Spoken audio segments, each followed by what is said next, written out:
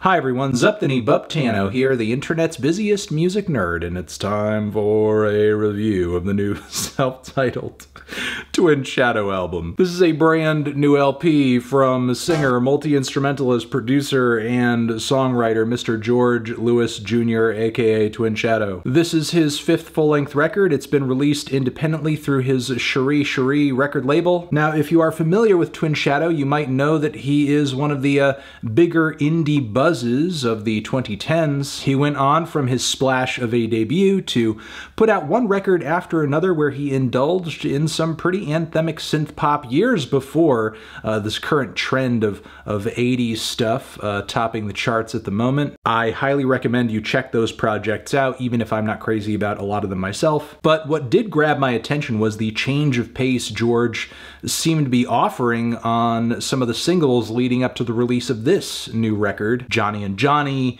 Get Closer, Lone Star, all songs that pointed toward a record that could be summery, psychedelic, as well as a slightly tropical with touches of dub and ska. And essentially with Twin Shadow here, we got that and more, as this record is easily George's most instrumentally vibrant project in a long time, if not ever. The opening track alone is an impressive display of arrangement around a pretty straightforward acoustic ballad, which sounds like it's set in the desert. George sings on this one with a crisp delay against some easygoing drums, analog synth leads, some massive chorus harmonies too. ALEMANIA, ALEMANIA.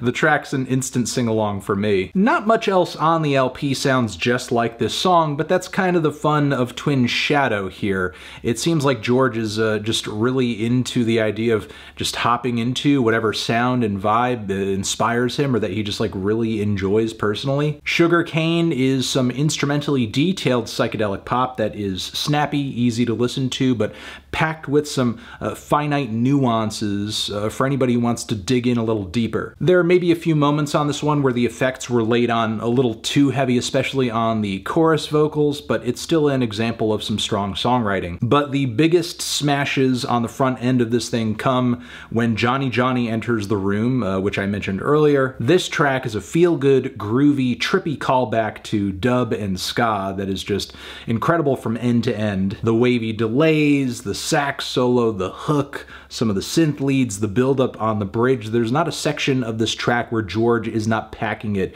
with heat. In terms of writing, production, and performance, he really did not need to go this hard. Then Get Closer, I think, is another pop smash waiting for its moment. The tense and intimate verses on this one build up subtly as George deals in themes of communication, arguing, love, distance. Then the explosive hook on this thing just hits heavy with strings, more guitar, horns, groovy bass. It sounds like a Paul Simon nod if there ever was one, and it's a well-done one. Then Is There Any Love is a radical funk track that reflects pretty boldly on the police brutality, authoritarianism, as well as protests of the last year or so. The groove and instrumental layers are amazing. The tone George takes with the lyrics is perfect. He puts things pretty clearly as he says, "Stop in your cruisers, stop with your rage. The more you abuse us, the more we arrange." Then Gated Windows is a bit of a lyrical meditation on George's home country of the Dominican Republic. Not a favorite here for me, but I still do admire the track for being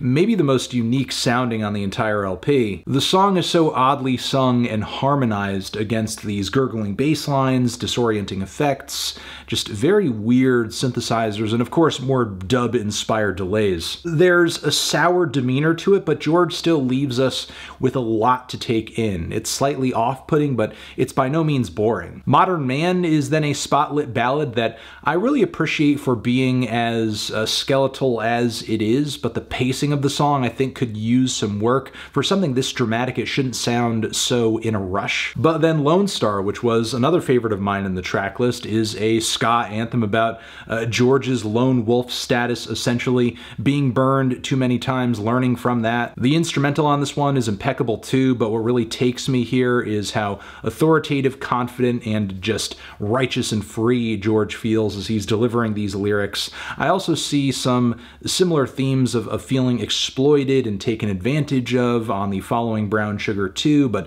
obviously a different angle coming through on that track. Then the closing track, I Want to Be Here, Shotgun, is a moment of existential affirmation. George singing about him wanting to be here, doing what he's doing, existing, thriving, wanting to be in this ride of life, and setting those feelings to uplifting vocal harmonies and horns. It's a feel-good finish to a record that ultimately sounds like an artist who is seasoned at this point and successfully turning the first page into the second act of his career, which, given the quality of this record, I think he's giving us a lot to enjoy now, but also a lot to look forward to in terms of risk-taking, ambition, and just maybe something new and exciting coming down the pipe.